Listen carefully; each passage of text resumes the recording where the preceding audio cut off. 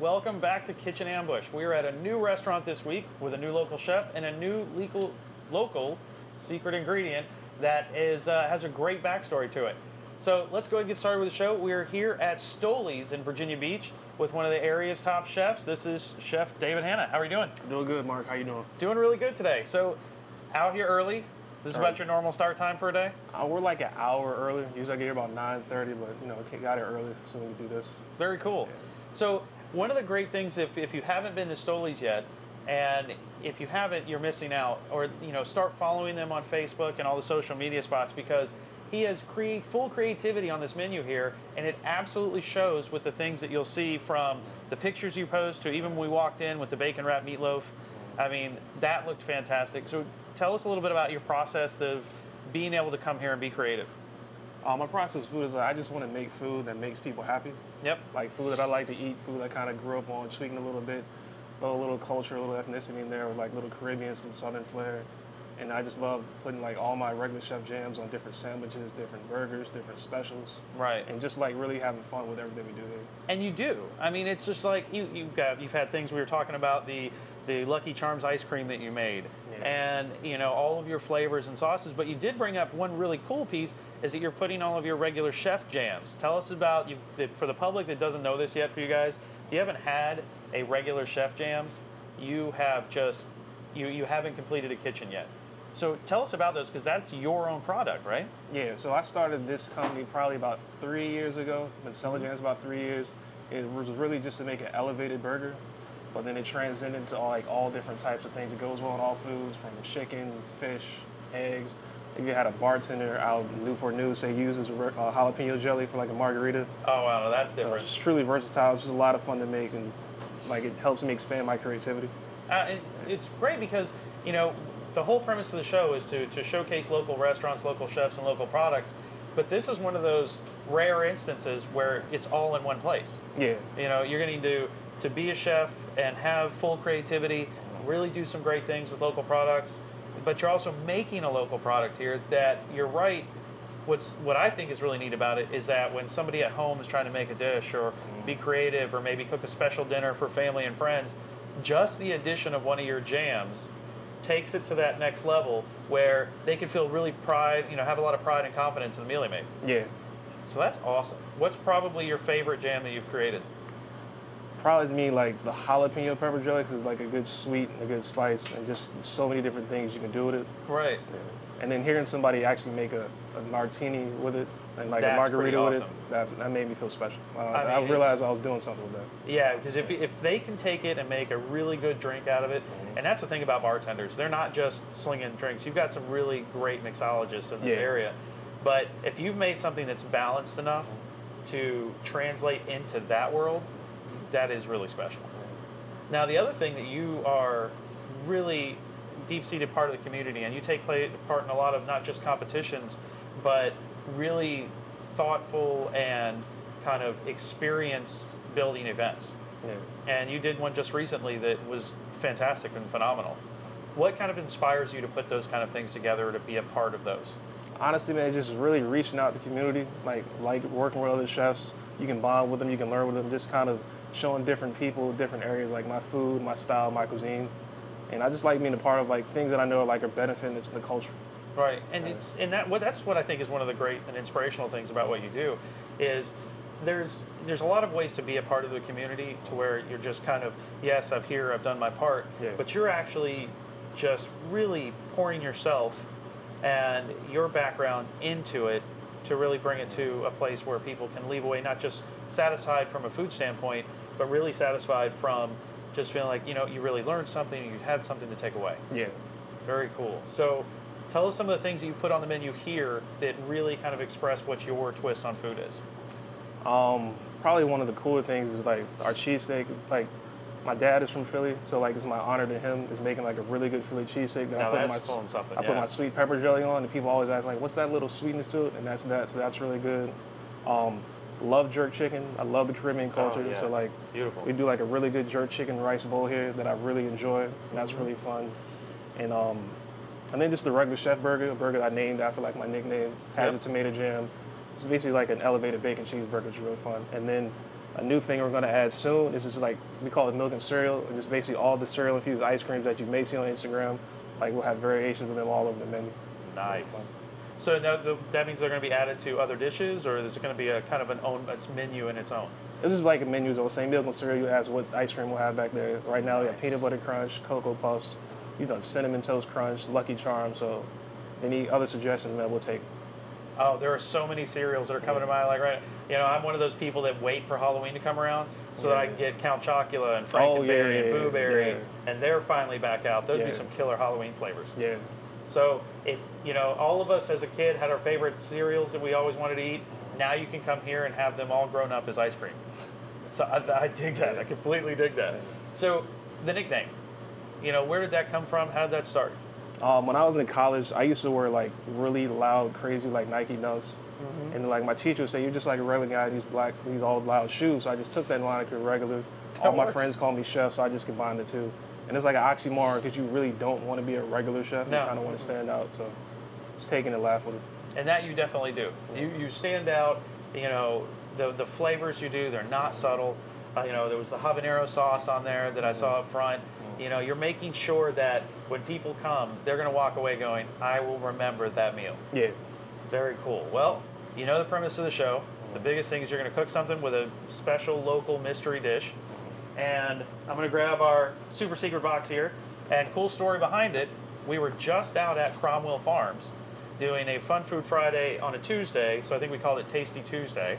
And we got toured around by the farm with John Cromwell on the back of his gator, so we had our first gator cam experience.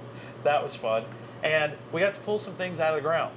Well, one of those things that I was fascinated by that I had never had before is what I brought you today.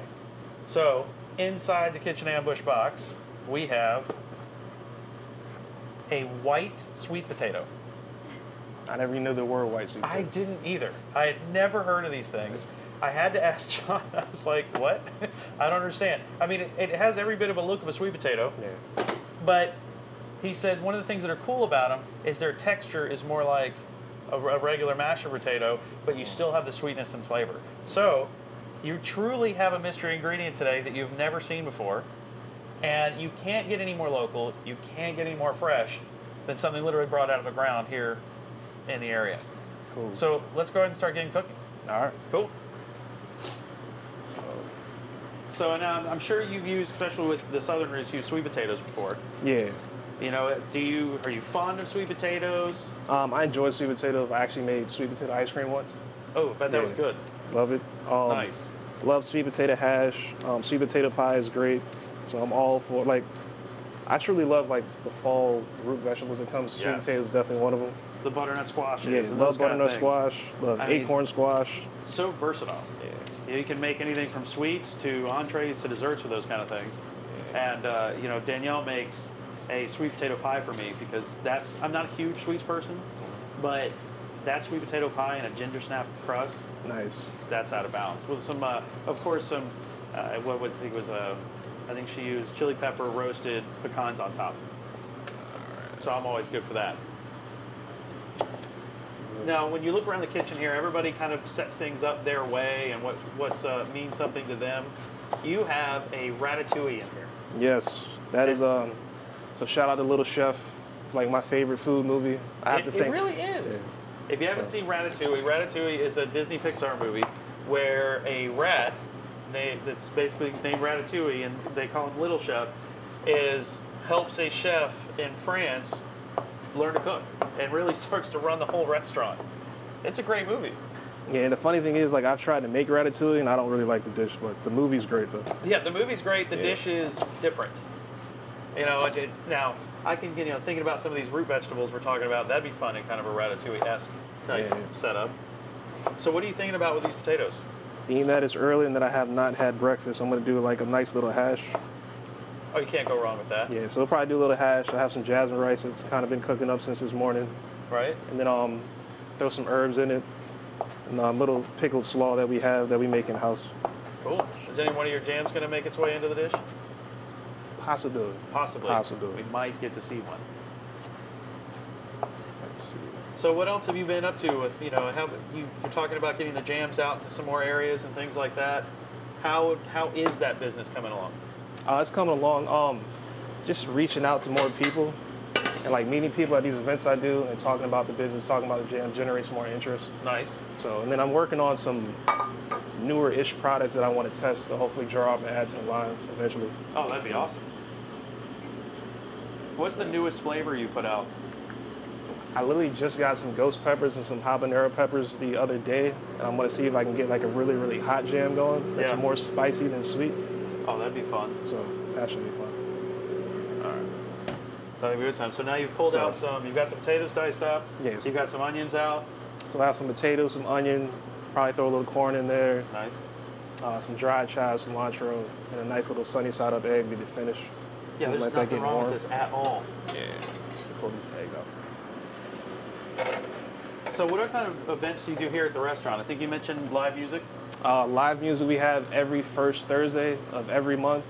Our bartender Katie, she's a great singer, so her and Dave Johnson will do a nice little blend of acoustic music, some original music, some covers. So that's awesome. And what day was that again? First Thursday every month. The next one is November 2nd.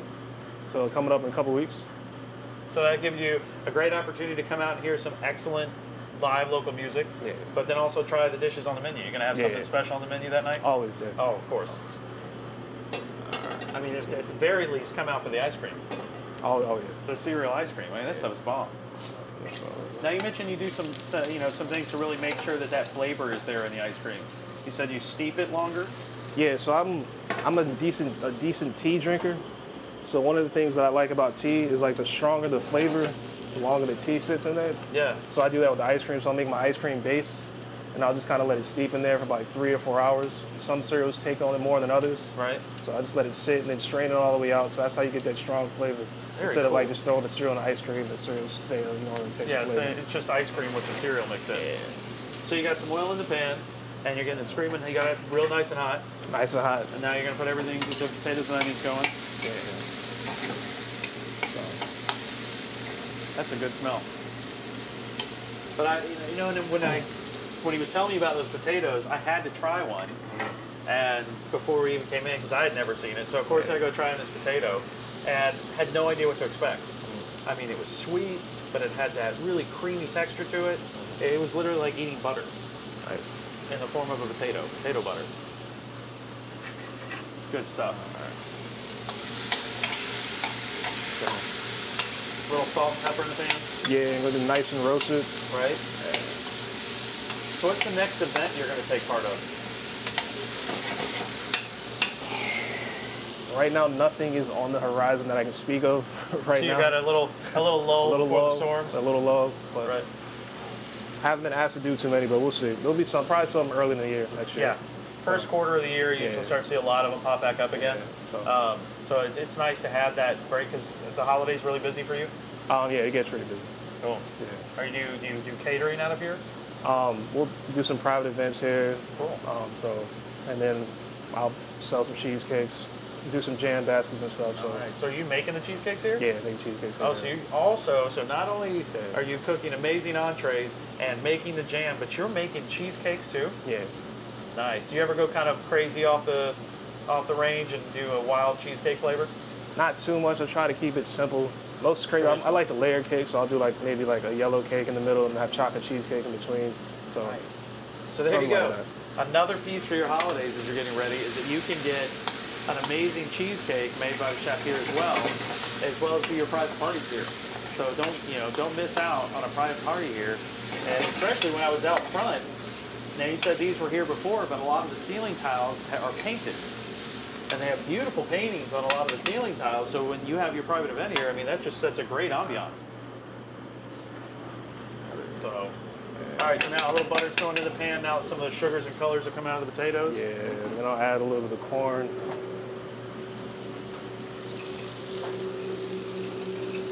Yeah, I love to cook with corn. Yeah. It's a great addition to a lot more than what people usually think.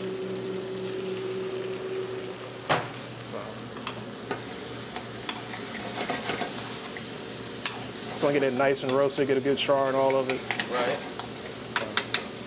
Really bring those sugars out. Yeah, I'll turn that down just a little bit. Get this on for our egg. That's something that a lot of people, you know, they talk about eggs.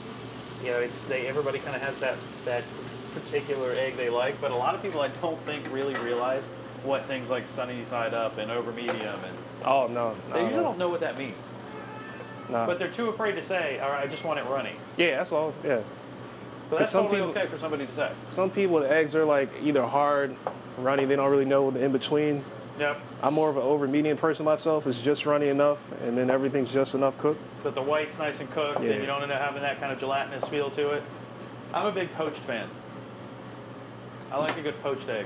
Yeah, I think I'm more of a sous vide egg. Once I had that, I was like, okay, I'll have that. But the regular, yeah. the traditional poached, I just don't. It's the texture of it. Yes, sir. Yeah, sous vide that's a whole other skill Yeah. set. Do you get to do any of that here? Yeah, we actually we sous vide our chicken wings that we cook. So we sous vide them, then we fry them twice. So you got basically a triple process Yeah. for cooking your wings. You're probably the first person I've heard that's sous vide wings. Yeah, because it just so guarantees we know we'll get them cooked all the way through. And Right. Just like a nice tender wing. And that getting to that sous vide is that cooking in a water bath Yeah. that's held to an exact temperature for an exact amount of time. Yeah.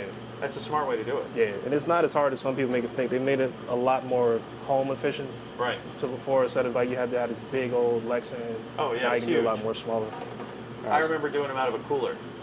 Send a big cooler up, dropping the sous vide machine in there. All right. So we have Crystal Anna's online, says that's my husband, AJ. And I've got Stephanie Gordon that says that's my nephew, you go boy. So you got family following right now watching you live. No pressure there. Nah, no pressure. You got family, you got the wife, just checking on you, making sure what's going on. So I had the chives. That's pretty good. All right. Beauty of being live is you get to hear all about what people are saying while you're doing it. And I add a little bit of jasmine rice to it. All right, so you added chives, Cilantro. cilantro, and now the jasmine rice. Jasmine rice. Very cool. So I always like, I love rice with eggs and that texture. It is. It's a good mix. It's a good combination. Turn that down. And is jasmine rice normally your go-to? Yeah, I just love the texture of it. I love how it cooks. I love Yep. the stickiness of it. I add a little green, so it's a mixture of different field greens. Oh, it's going to be a nice color contrast. Yeah. And you're going to just kind of wilt that in a little bit? Yeah. Nice. All right. So you got any new dishes you're working on for the menus? I am, and then one of them is not coming out as well as I thought it would. So, And that does happen sometimes. You know, every time you try a dish, it's not always going to come out exactly how you want it. so salt and pepper. All right. Do you sit down and think through the dishes first, or do you get into the kitchen and just start tossing ingredients together? I'll research through different books, figure out different flavor profiles I want to work with, Nice. and then I'll make notes about, all right, I want this flavor, I want this texture, and then I'll try to work it out. And then it's all right. I'll make a note. All right, this didn't work out. Let's try this. Maybe Right. try this fish, this technique. I would set up a dry erase board next to the stove. Yeah. Just kind of win at things. Man, it smells fantastic. So what did you think when you saw the white sweet potato and as a totally new kind of I was potatoes out intrigued. there? I was curious how it would turn out. All right, so we're gonna put a little sweet pepper jelly at the bottom. Oh, that's cool. So this is one of your jellies, Yeah, one of your it's- jams. So that's going to go in the bottom of the sweet pepper jelly. Yeah, so Now, where are some places people can pick these up? you can pick it up here at Stoley's. You can pick it up at Rusty Cottages off Shore Drive. Warren Homespun Vintage Shop, that's in Hampton off Old Town Road. Just a few places. Definitely. Yeah, one of your biggest fans is one of our original, our very first ambush location, and that was Dylan and Dana over at Pendulum. Oh, those are really good friends of mine. Always supportive, and I'm always appreciative of all the stuff they've helped me along the way. And they do a lot with you with their CSA program. Yeah, we've done about 3 CSAs together, and I'm looking to do more. And they're Yeah, always a it's good exciting. research if I have any questions about business and stuff. Yeah, they're excellent, and that's more of that, really working things together as a community. All right. And yolk kind of broke on that one. That is pretty. All right.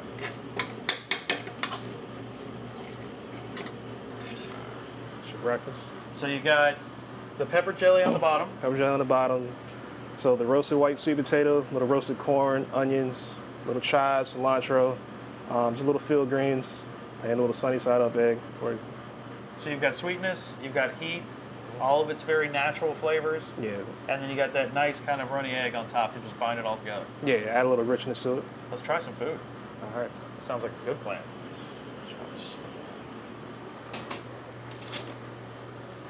So you take a look.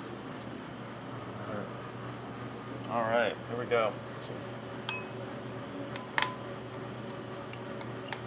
Get some of that jelly mixed in. I know, that's what I'm looking for. There it is. Cheers.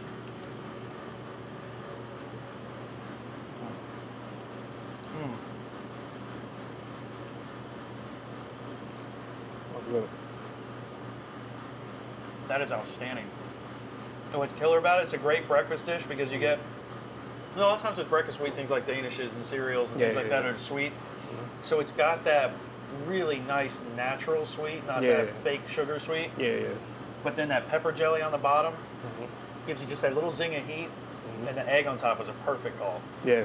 I mean, this is an outstanding dish. I would absolutely say all day long, successful ambush on that one. And I mean, I could go for eating something like that for breakfast all the time. Yeah, this might be a special.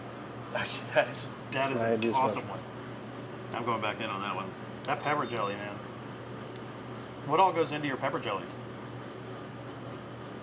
Secrets, man, secrets. But they're all natural. They're all natural.